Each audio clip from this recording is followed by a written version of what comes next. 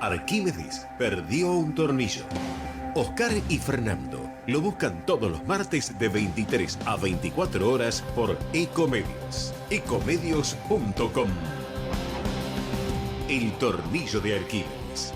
Un programa de divulgación científica. Conducción: Oscar Rizo y Fernando Fuentes. Producción: Fernando Fuentes.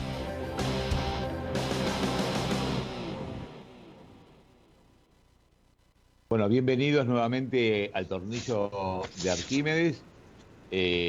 Hoy como siempre, con Fernando Fuentes y Oscar Rizo. Así que saludamos a Fernando. ¿Cómo estás, Fernando? Muy bien, Oscar. ¿Vos todo bien? ¿Todo tranquilo? Todo muy bien, todo muy bien.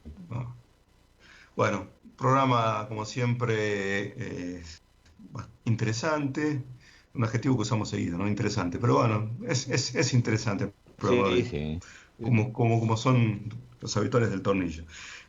Bueno, Oscar, tenemos para alargar la presentación de nuestro nuevo columnista en astronomía. Ya estuvimos un poco difundiéndolo en las redes sociales. Se trata de Guillermo Goldes. Guillermo es comunicador científico, es astrónomo de la Universidad Nacional de Córdoba. Él va a estar a cargo de una sección que ya tiene sus años en el programa, antes siendo llevada por Julio Rodríguez Martino, quien fuera durante 4 años nuestro astrofísico de cabecera. Un gran saludo para él, el agradecimiento también por haber formado parte de este programa desde el primer envío del tornillo. Bueno, la sección va a seguir. En este caso, con Guillermo Goldes, como comentamos, cambia de nombre la sección, pasa a llamarse Sin Brújula, pero con radio. Exactamente. Tiene que ver con un tema muy famoso dentro del rock nacional. Ya lo escucharán, digamos, a la introducción en su momento cuando esté con la sección. Lo convocamos entonces a Guillermo para presentarlo fundamentalmente y también para charlar acerca de un tema que nos pareció muy importante, que tuvo su máxima repercusión hace unas semanas y tiene que ver con Venus, fundamentalmente con la detección de biofirmas o marcadores que podrían, según los científicos, podrían significar presencia de vida microbiana o no. Eso está en discusión en Venus. Así que bueno, con Guillermo, básicamente eso, presentarlo un poco y hablar acerca de este hallazgo en Venus. Así es, digamos, va a ser un tema interesante porque vamos a tocar también la posibilidad de otros marcadores si nos da el tiempo. Después tenemos nuestra sesión conocida, Vencedores y Vencidos, y vamos a charlar sobre un descubrimiento que ya lleva más de 400 años, que nos resulta obvio a nosotros porque todos los días sabemos de la circulación de la sangre, pero que no era tan obvio hace 400 años atrás cómo circulaba la sangre en un sistema cerrado.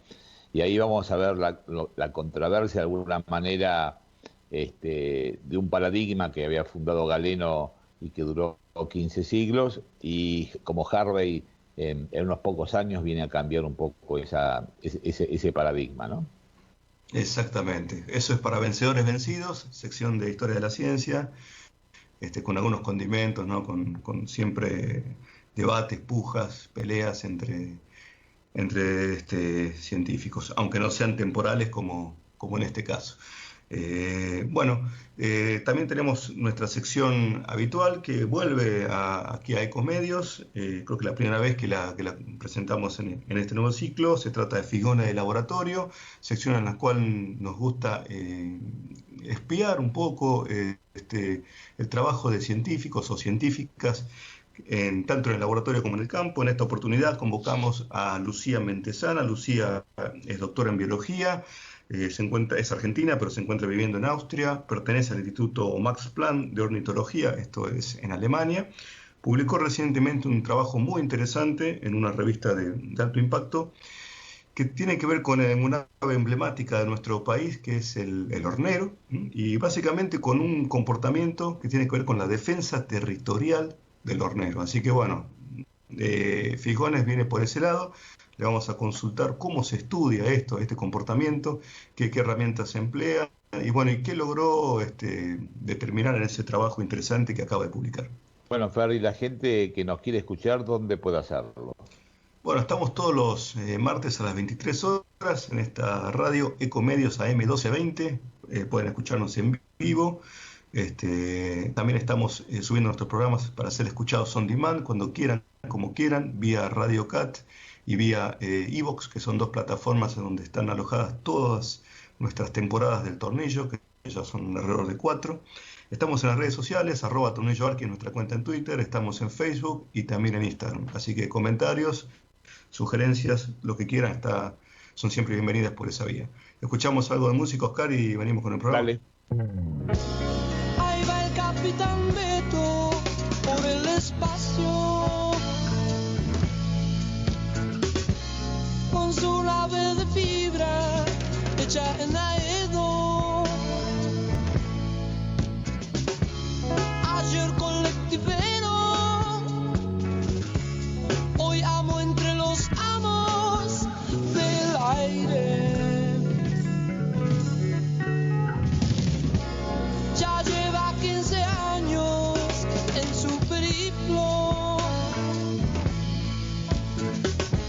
Su equipo es tan precario como su destino.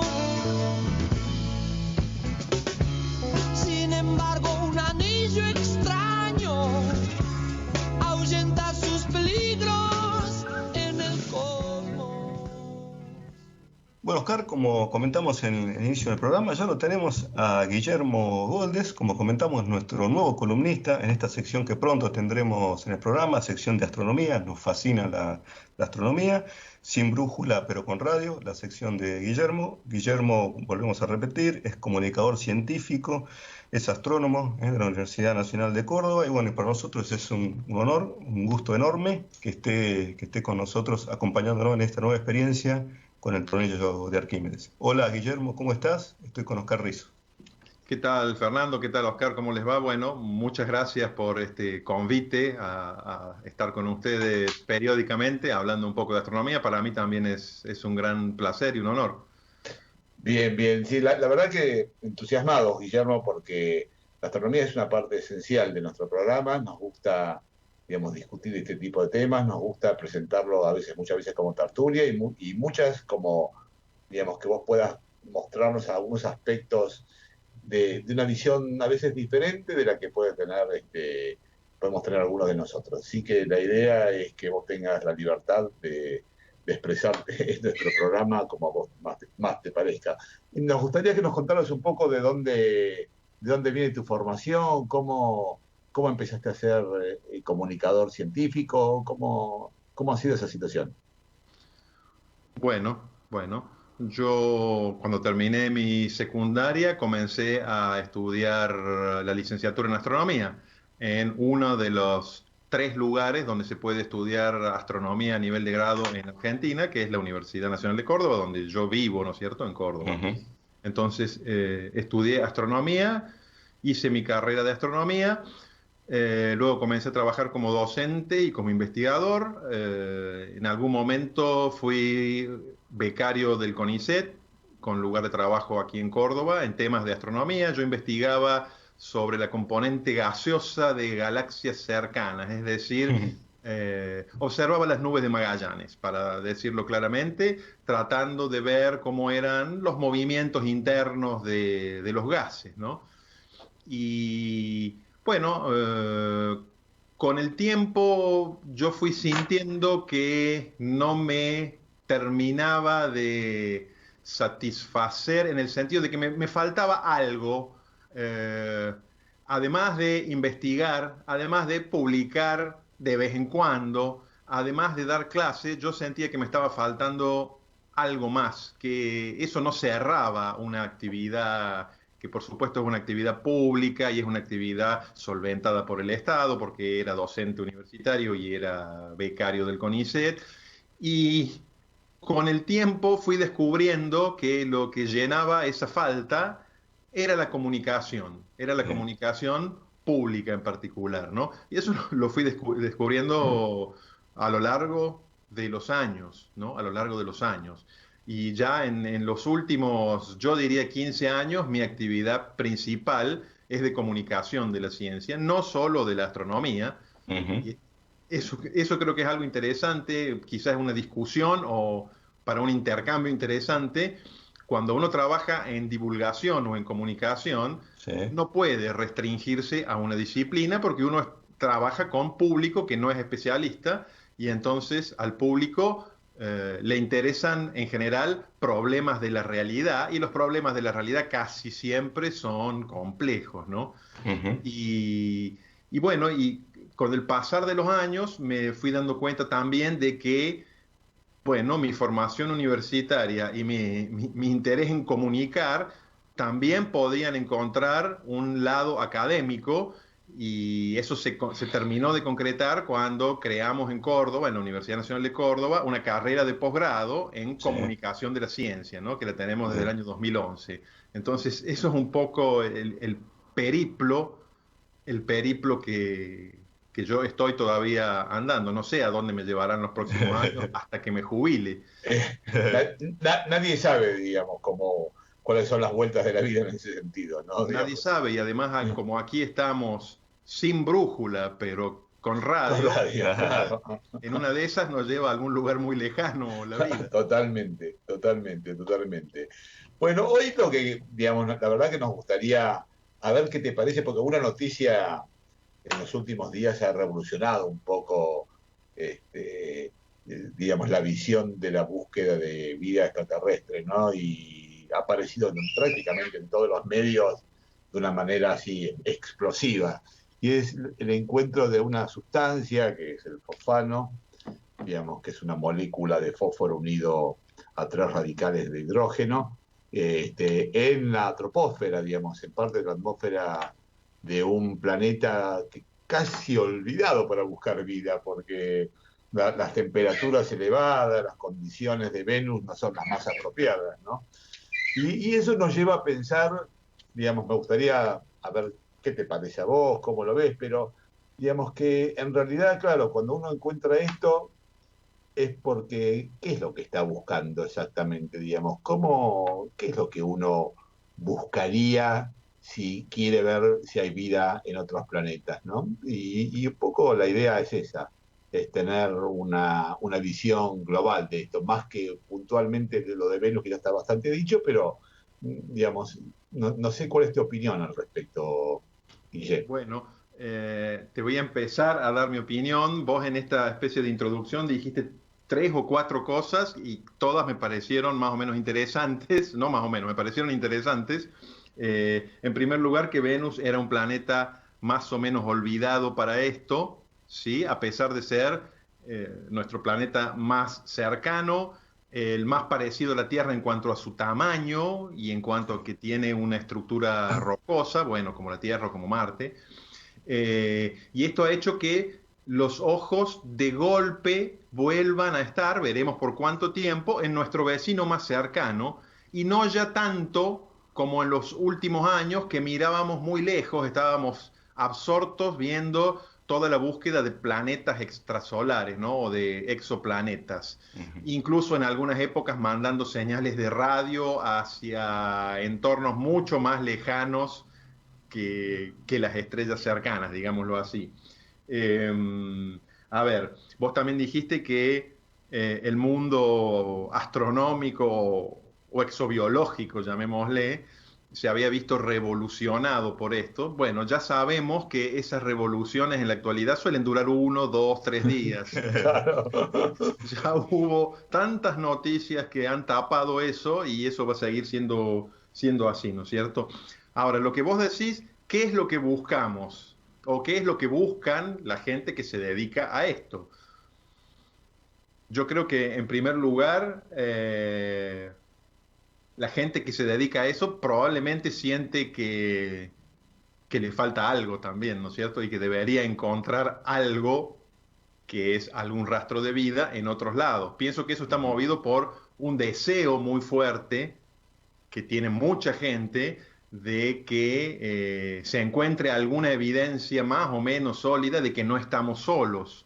Claro. Yo no comparto ese deseo ferviente, sinceramente creo que no tenemos ninguna evidencia ni a favor ni en contra, como para decir es muy probable que haya vida en otros lados o es muy poco probable. Creo que no tenemos elementos de juicio para decir eso. Y a mí no me preocupa mucho.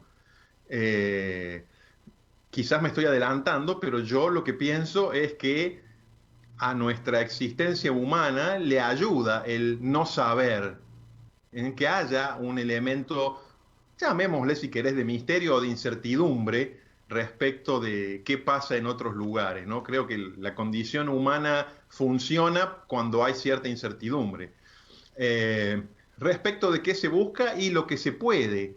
Se trata de identificar en algunos otros lados presencia de, por ejemplo, sustancias que no entendamos bien por qué podrían estar allí, salvo que se lo explicara a través de seres vivos.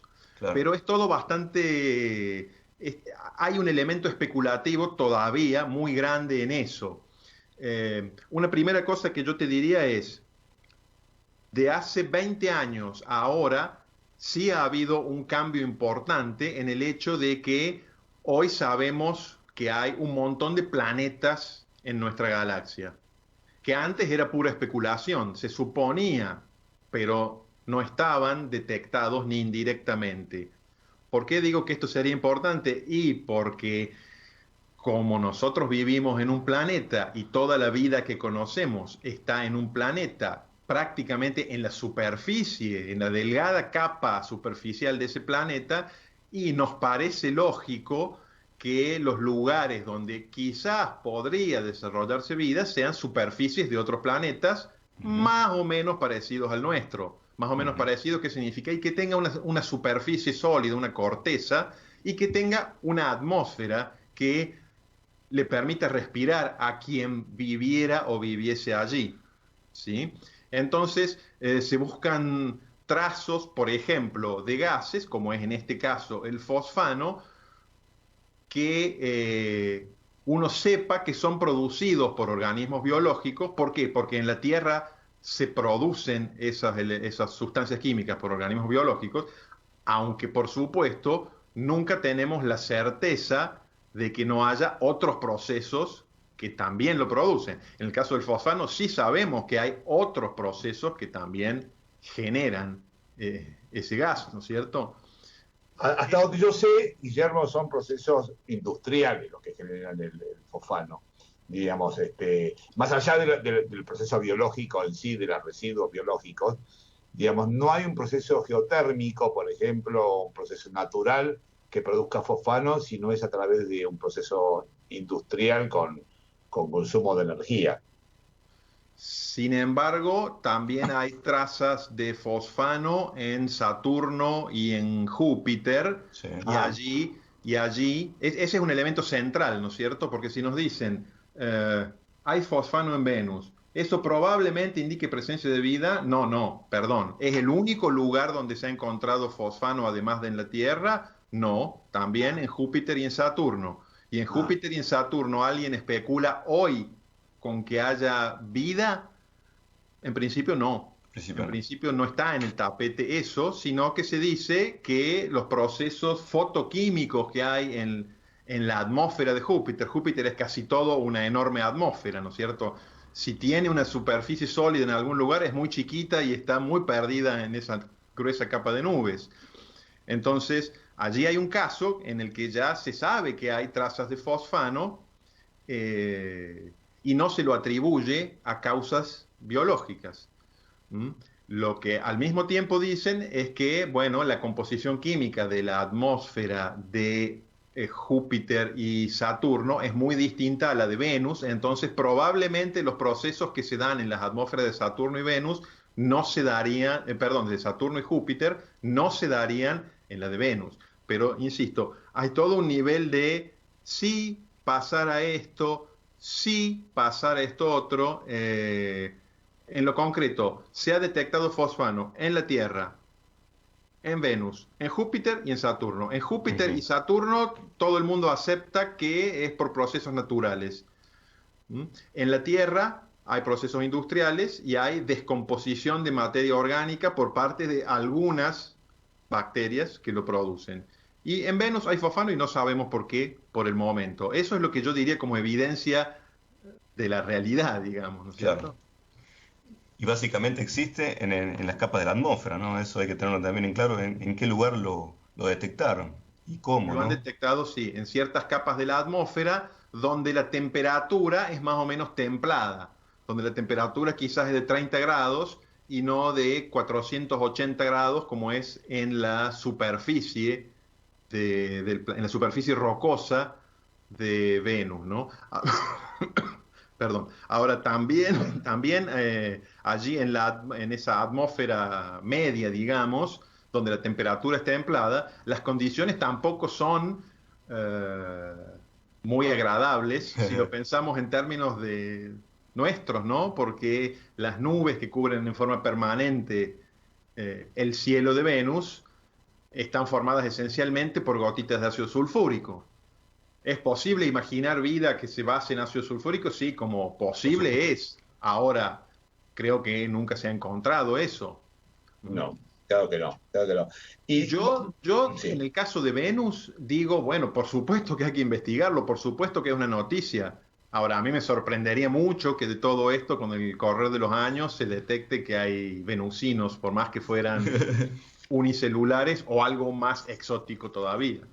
sí, a mí me cuesta entenderlo desde el soporte donde cual conviven, diríamos, porque claro, no están al nivel de la tierra o del mar o del agua flotando, sino que tendrían que estar en un mecanismo, si hubiese seres vivos, de reproducción aérea a una altura realmente muy, muy llamativa, ¿no?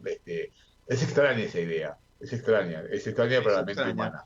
Vos sabés que Carl Sagan, allá por los años 80, él especulaba, cuando especulaba con las diversas vidas que podría haber en los diversos planetas, él decía, aunque decía que era una especulación absolutamente libre, él hablaba de los seres que podría haber en Júpiter, en Saturno, en Marte, y en Venus decía que deberían estar en nubes Sí, altas como sin bajar globos, me nunca, acuerdo, claro, sin claro, bajar claro. nunca porque se quemarían. Se quemarían, claro, claro. Entonces, ¿qué podría ser eso? Y seguramente, insisto, es absolutamente especulativo, pero seguramente algún ser muy pequeñito que pudiera estar a merced de las corrientes atmosféricas, un ser que no tuviera un peso que lo hiciera caer sobre la superficie, digamos, ¿no es cierto? Claro, Porque claro. si Bien. cae y si se acerca a la Que, superficie ya sabría que es su fin.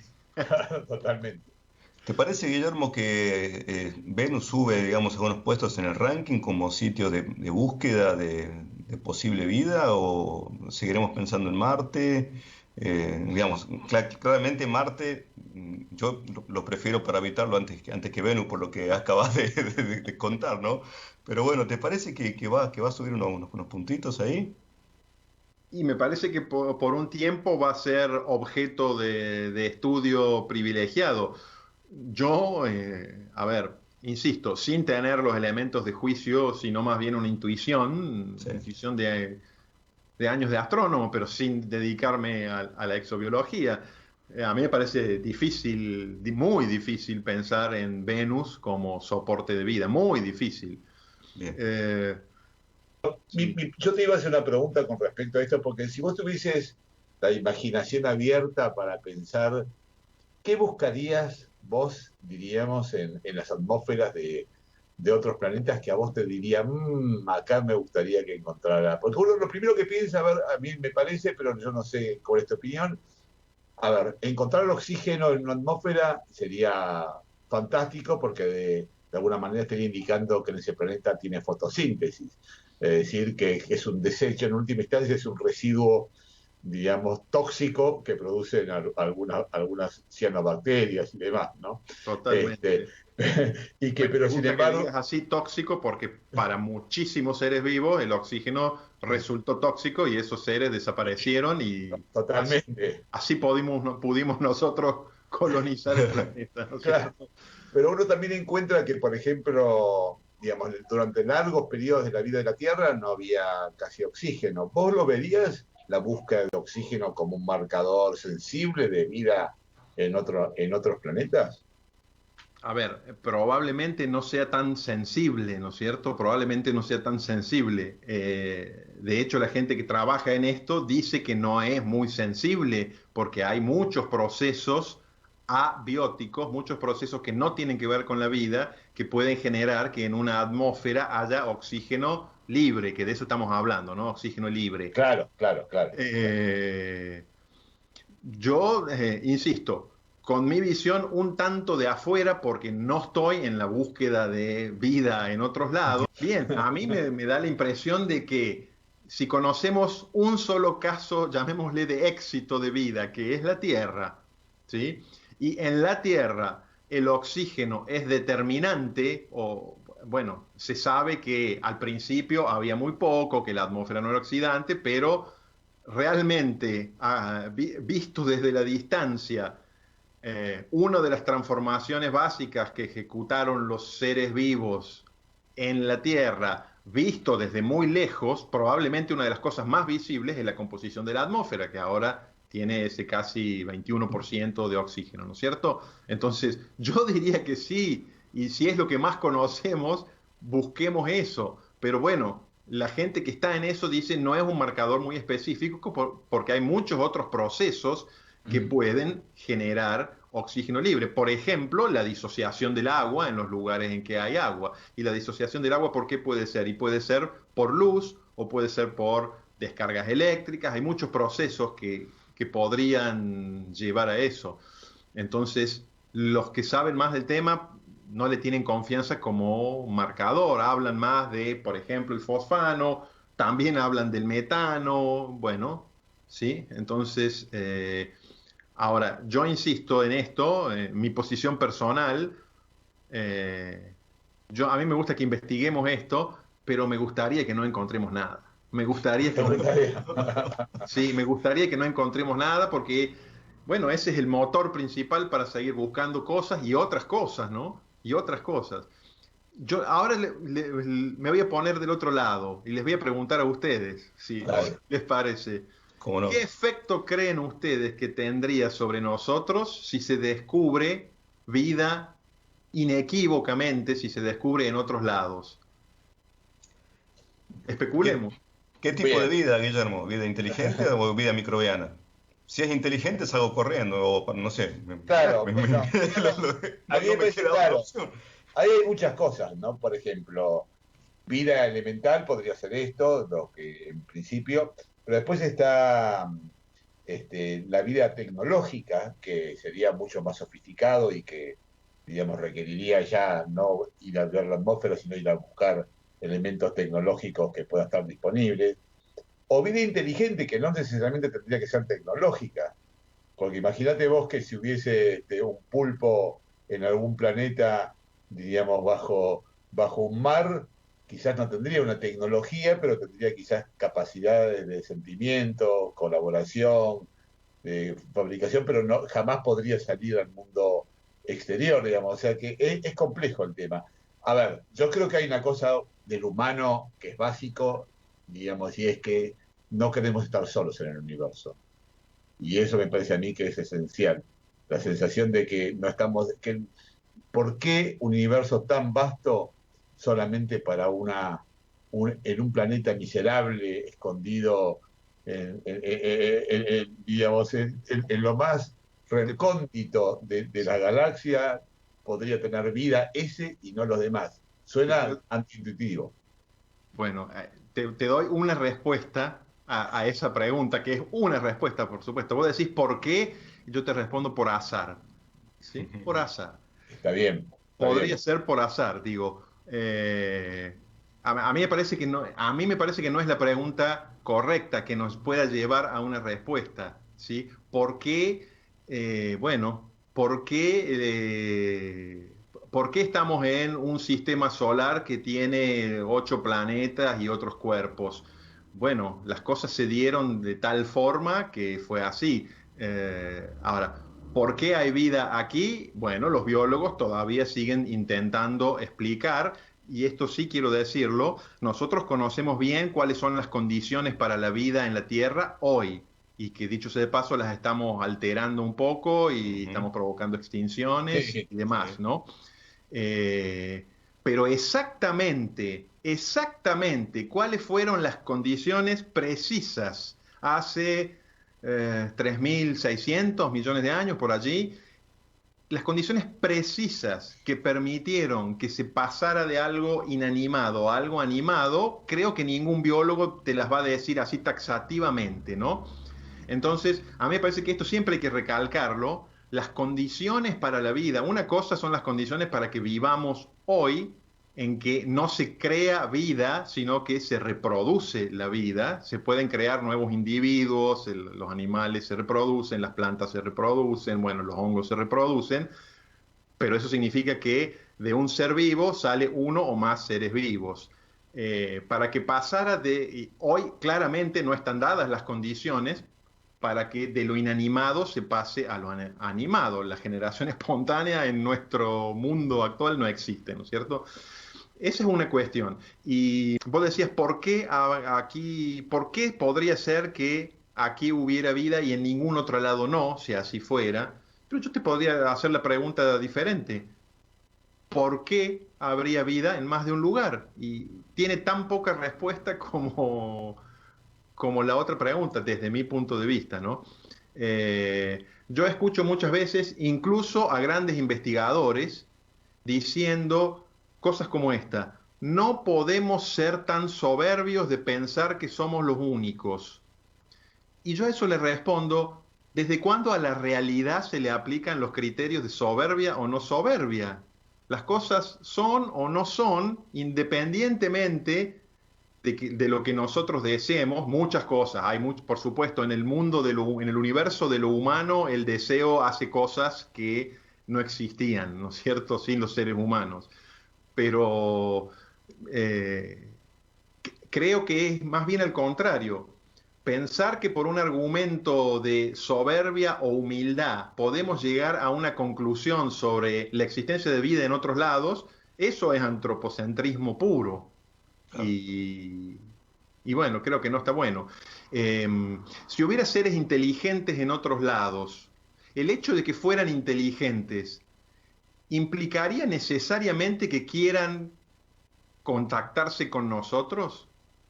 Ni siquiera estoy llevando al extremo de decir, veamos si nosotros somos inteligentes, es decir, si la vida en la Tierra es inteligente.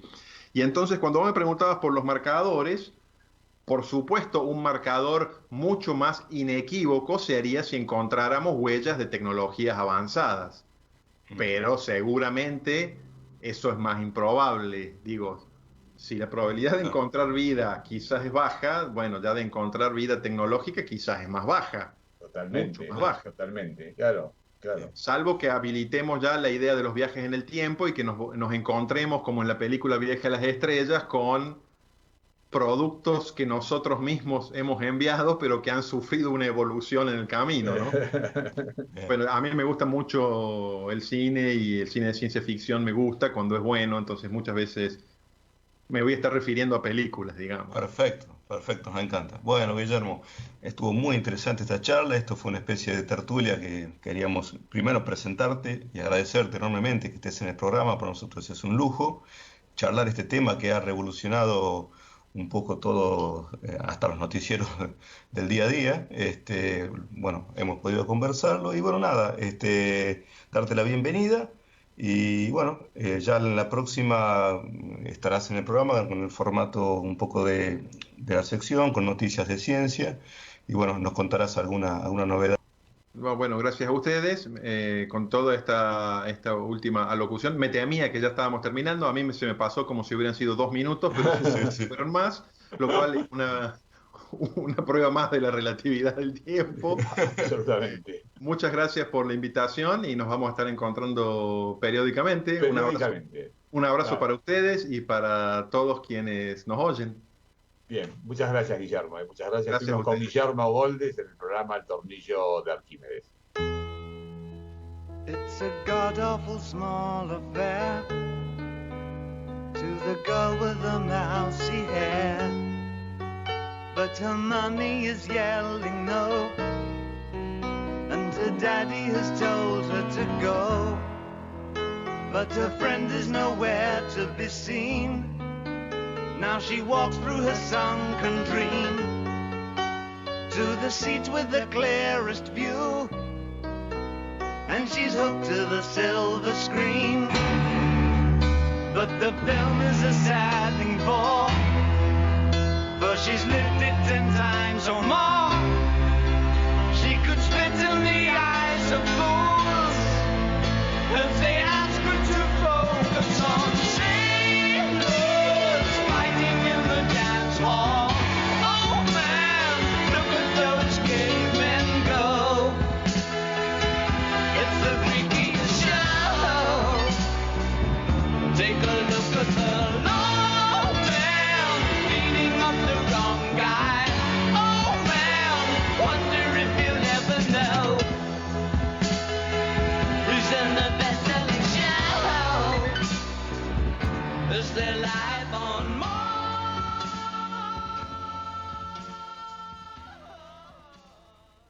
Ecomedios.com AM1220. Estamos con vos. Estamos en vos. Descarga gratis de tu celular la aplicación Ecomedios. Podés escucharnos en vivo, informarte con las últimas noticias y entrevistas en audio y video. Búscala y bajate la aplicación Ecomedios. Podés vernos en vivo en ecomedios.com. Contenidos audiovisuales. Conectate con nosotros. Contestador 5-254-2353. Las fronteras en la ciencia son zonas febriles que existen solo para ser superadas. Todo allí es cuestión de tiempo. El tiempo que lleva a hacerse experto en las tácticas del ensayo y el error. El tornillo de Arquímedes. Ciencia por radio. Bueno, como habíamos hablado un poco en la introducción al programa, estamos en los 400 años desde que sabemos cómo la sangre circula. Y eso se lo debemos a básicamente una persona que cambió un paradigma que venía de mucho tiempo atrás. Y esa persona es Harvey, digamos, que un inglés que aproximadamente en el siglo XVII, mediados del siglo XVII, hace dos cosas que son muy importantes. Primero, genera una hipótesis de cómo podría funcionar el sistema circulatorio, cosa que no la había en forma clara. Y lo más importante, desarrolla una serie de experimentos que tienden a probar que eso es como él lo plantea. Cosa que para la época era absolutamente un avanzado. Exactamente. Como bien comentaste, William Harvey nació en 1578 en Folkestone, condado de Kent. Murió en 1657 a los 79 años de un accidente cerebrovascular. Es muy interesante porque hasta la aparición de Harvey, que digamos imaginó un circuito cerrado y pudo demostrarlo, la idea de que la sangre circulaba en una sola dirección, digamos, y a través de las venas. Las arterias no circulaba sangre, y eso era una observación, diríamos, que tenía que ver con los cuerpos. O sea, las arterias estaban exangües y las venas contenían sangre después de muerto. Entonces se pensaba que las arterias en realidad transportaban una especie de aire vivificador, diríamos, y que las venas solamente transportaban sangre. Y ese sentido, digamos, no tenía la situación clara de que había una circulación. No había una circulación. El alimento se transformaba en el hígado, a través de la vena porta pasaba, llegaba, digamos, se oxigenaba eso, se transformaba en unos corpúsculos que eran los de la sangre y terminaban oxigenándose en el pulmón, pero con una cosa muy confusa y poco clara sobre poros, tabiques y cosas que nadie había descubierto ni descrito, ¿no?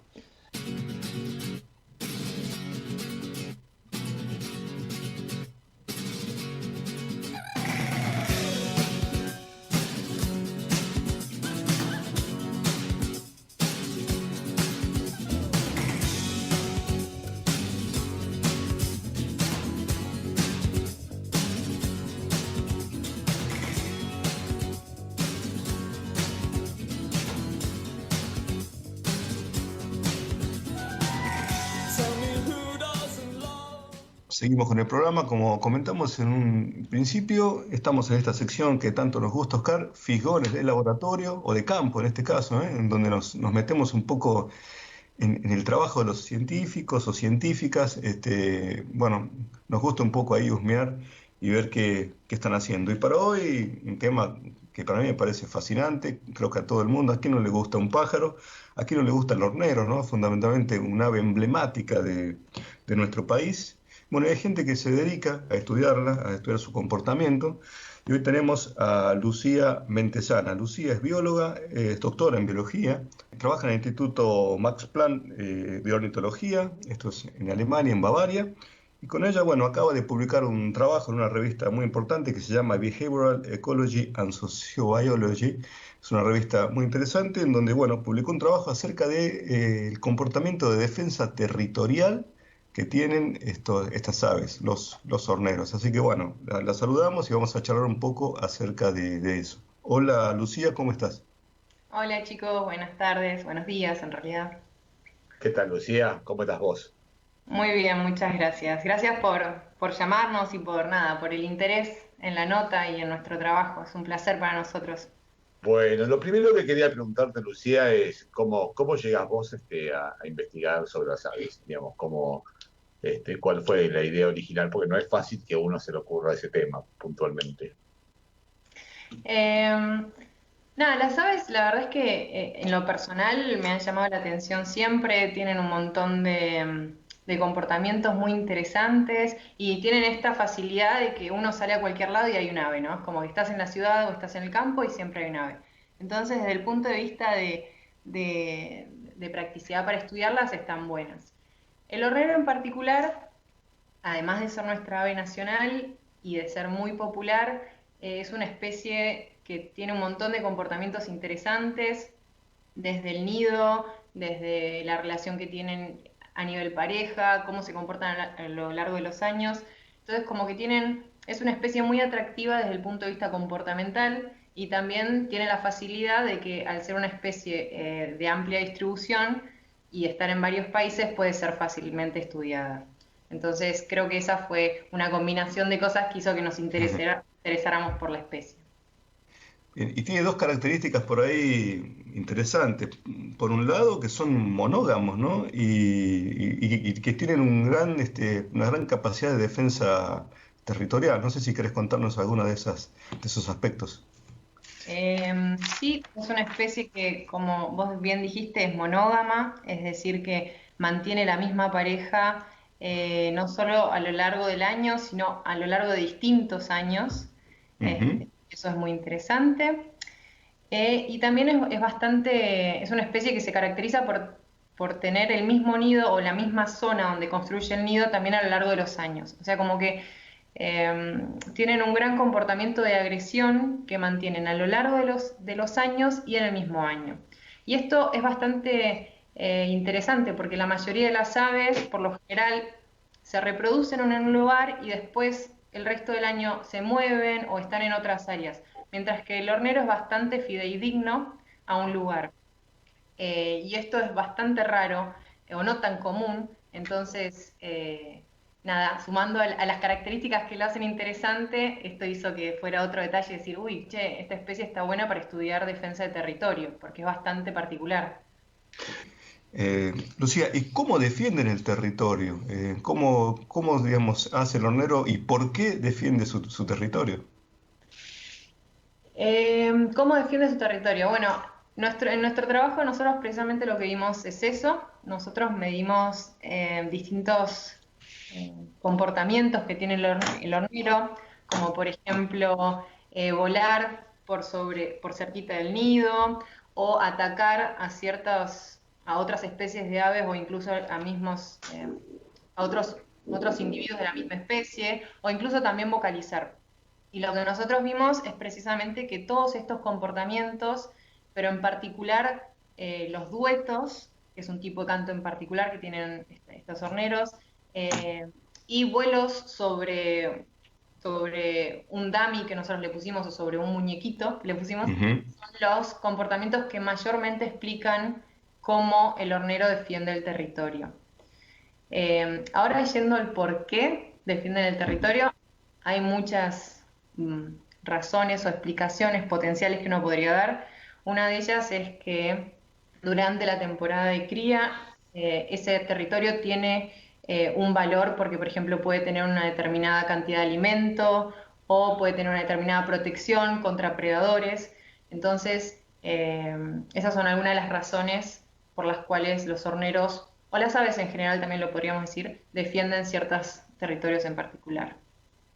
Ustedes, Lucía, lo que hacen es evaluar en forma el comportamiento natural o modelan, digamos, de alguna manera el experimento. Nosotros lo que hicimos fue hacer un experimento. Esto quiere decir que, si bien vimos cómo se comporta el hornero en su ámbito natural, o sea, sí, en sus condiciones naturales, nosotros artificialmente estimulamos cómo actuaría el hornero en presencia de otro individuo que quiere invadirle el territorio. Entonces, para eso lo que nosotros hicimos fue poner, como decía antes, como un muñeco, que en realidad es un hornero embalsamado, y pusimos también un grabador que simularía como las vocalizaciones típicas del hornero, que son dos cosas características cuando otro hornero quiere como invadir el terreno. Y eso fue lo que nosotros hicimos. Pero de nuevo, todo esto lo estudiamos dentro de un ámbito natural y lo más realista posible, precisamente porque nos interesaba entender naturalmente cómo es que responden los individuos a esto. Bien, y bueno, un poco los resultados arrojaron de que, digamos, ambos sexos, tanto el macho como la hembra, participan en estas actividades de defensa territorial, ¿no?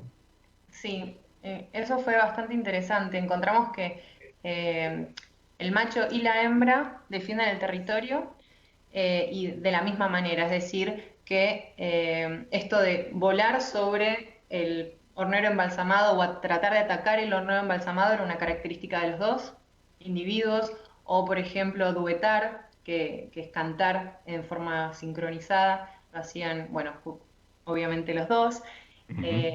Y encontramos eso, que como que a nivel pareja hay una gran coordinación o hay una gran correlación entre individuos. Pero también encontramos que los machos tienden a ser más agresivos que las hembras. O sea, por ejemplo, si la hembra ataca 2, el macho ataca 5, como para ponerlo Claro, en números. Sí. Bien, y no hay dimorfismo sexual, ¿no? Entre los horneros. No, son igualitos. De hecho, si uno está en el parque y los ve, es muy difícil reconocer a ojo cuál es el macho y la hembra, porque son iguales en color, en tamaño también. Sí, en todo. Incluso hay un trabajo de gente de Brasil donde sacaron fotos como para ver cómo verían las aves, que es como en otro rango, y vieron que también incluso en eso, en los colores dentro de los que ven las aves, son iguales. Así que está difícil reconocerlos visualmente. Bien. ¿Y después se hace algún tipo de análisis matemático de esta situación? Nosotros lo que hicimos fue, tomamos lo que serían las observaciones a campo y después aplicamos un modelo matemático que se dice Structural Equation Modeling, que es básicamente un análisis que te permite testear hipótesis respecto a qué es lo que definiría, en nuestro caso, la defensa del territorio, teniendo en cuenta que todos estos comportamientos están correlacionados. Entonces, utilizamos esto precisamente para decir, por ejemplo, bueno, los duetos son importantes a la hora de defender el territorio. Sí, son importantes. Y son tan importantes como, por ejemplo, volar sobre el hornero embalsamado. Sí, también es importante. Entonces, este modelo matemático, en combinación con observaciones hechas en el campo, nos permitieron de alguna manera identificar de una manera más precisa qué componentes comportamentales son los que definen cómo los horneros defienden su territorio. Yo quisiera consultarte algunas cositas más del trabajo de campo. Leía por ahí que, bueno, analizaron en uno de los contextos, porque pusieron, digamos, en dos contextos. Uno mientras construía su nido el hornero, y digamos, el otro contexto era cuando alimentaba a sus crías.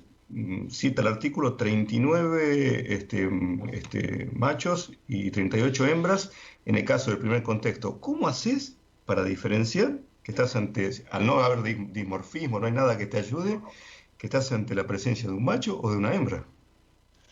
Bueno, eso fue un trabajo de magia, no mentira, no de magia, pero fue realmente un trabajo minuciosísimo que hicieron los chicos, Ernesto Guedes y Enzo Cavalli, dos estudiantes de la Universidad de la República en Uruguay, que ellos lo que hicieron fue, cada uno de ellos seguía a los individuos de la pareja. O sea, vuelvo a repetir lo de antes, que cada pareja tiene un territorio muy establecido. Entonces uno puede estar seguro que si uno mide un territorio en una estación o un día, y uno se va lejos, al otro día son parejas completamente diferentes.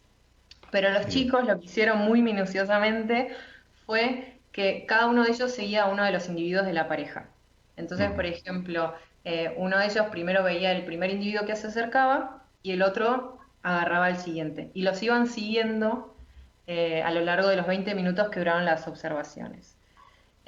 Algo que tiene de bueno el hornero es que si bien a ojo uno no puede ver quiénes son, Claro. por el sonido que producen cuando duetan, uno puede saber cuál es el macho y la hembra. Porque los duetos, yo esto no lo expliqué, pero los duetos son cantos coordinados, donde la hembra y el macho es como que cantan una canción junta en un tiempo particular. Y cada una de estas partes que cantan son distintos en el macho y la hembra. Entonces lo que ellos hicieron fue, a partir de la canción que ellos escuchaban, saber el sexo de cada uno de estos individuos. Que después nosotros igual validamos con una muestra de sangre y los chicos hicieron, o sea, por eso digo que fue minucioso, porque ellos le dieron bien al sexo en un 96% de los casos. O sea, que es realmente un buen indicio, un buen parámetro para saber el sexo. ¿Y qué cosas llevan al campo, digamos? ¿Eran por medio de largavistas, cámaras? ¿Cómo registran eso? Y nosotros lo que hicimos fue, teníamos una gran carretilla con todas las cosas, y ahí teníamos, bueno, el hornero embalsamado, que le habíamos puesto como una redecita, porque realmente que los horneros son agresivos, y tuvimos casos de parejas de horneros que nos destruyeron el hornero embalsamado de tanto que lo atacaban. Así que le tuvimos que poner como una redecita, y eso estaba sobre un poste. Y a su vez eso tenía como un grabador por el cual salían las vocalizaciones, como un parlante. Y después los chicos de lejos, que estaban más o menos como unos 20 metros, cada uno de ellos tenía sus binoculares y un grabador de mano. Entonces lo que ellos hacían eran, durante 20 minutos, iban registrando. Entonces decían, por ejemplo, se acerca el primer individuo, golpea el dummy o picotea el dummy. Y así iban describiendo en 20 minutos todo lo que hicieron. Bien laburo. Decime, Lucía, ¿tienen, diríamos, diferentes duetos para diferentes situaciones? Es una muy buena pregunta y yo a priori te diría que no, que cada pareja debería mantener el mismo dueto, pero la verdad es que no lo sabemos. O sea, hay algunos trabajos que, la verdad es que los duetos son un tipo de vocalización muy poco común en las aves. Están solo en un 18% de todas las aves, o sea que ya es raro. Y tampoco son tan, o sea, se estudian pero no son tan conocidos. Entonces, no sabemos mucho. Hay un par de trabajos que sugieren que los duetos cambian a lo largo de los años. Pero si esto es el caso del hornero, si el hornero presenta distintos duetos a lo largo del año, eso no lo sabemos y nada. Ojalá que lo podamos estudiar, porque es muy interesante realmente. Bien. ¿Cuáles son los desafíos, digamos, futuros en esta línea de investigación, Lucía, para ustedes, ¿no? Como grupo? Bueno, a nosotros nos gustaría estudiar si la defensa, por ejemplo, si la defensa del territorio es similar a lo largo de todo el año. Yo les había dicho al principio que la pareja defiende el territorio a lo largo de todo el año, pero no sabemos si la intensidad de defensa, por ejemplo en invierno, que en la época reproductiva es lo mismo, o no. Y después lo que quisiéramos hacer, que sería como lo más interesante, es tratar de estudiar, por un lado, cuáles son las ventajas de la defensa de territorio, si por ejemplo aquellos parejas que defienden más, tienen más pichones, o viven más, por ejemplo. Sí, y como cuáles son los factores que explican la defensa de territorio. O sea, son muchas las cosas que se pueden estudiar, porque realmente se sabe muy poquito, pero sí, como que nos gustaría entender bien cuáles son los factores que precisamente como promueven que los individuos tengan esos comportamientos. Suele ocurrir eso, ¿no? Te das con un dato y aparecen 10 preguntas más, así que, y eso es lo bueno que tiene la ciencia, ¿no? Estimular preguntas fundamentalmente. Total. Bueno, te agradecemos enormemente que hayas estado en el programa. Siempre nos gusta saber de los nervios, saber un poco del trabajo que realizan. Así que, bueno, estás invitada para otra vuelta para seguir contándonos un poco acerca de esto. Bueno, muchas gracias. Y antes de terminar, sí me parecía importante decir que este trabajo fue hecho junto con María Moirón, Nicolás Adriani, Bettina Tassino, Enzo Cavalli y Ernesto Güedes, o sea, gente de Argentina, pero también gente de Uruguay. Fue un lindo trabajo.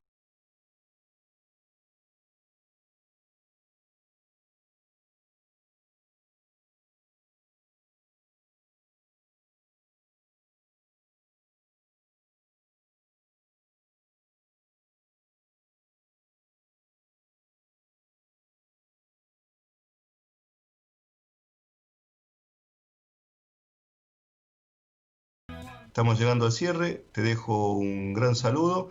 Estamos todavía transitando esta pandemia por coronavirus, así Durante un tiempo largo, ¿no? Durante un tiempo largo vamos a tener que convivir con esta situación, cumplir, bueno, todas las medidas que han sido comentadas en su momento, el distanciamiento social, el uso de barbijo, bueno, todas las medidas que venimos repitiendo en este programa. Así que bueno, te dejo un gran saludo y nos vemos la semana que viene. Nos vemos, Fernando.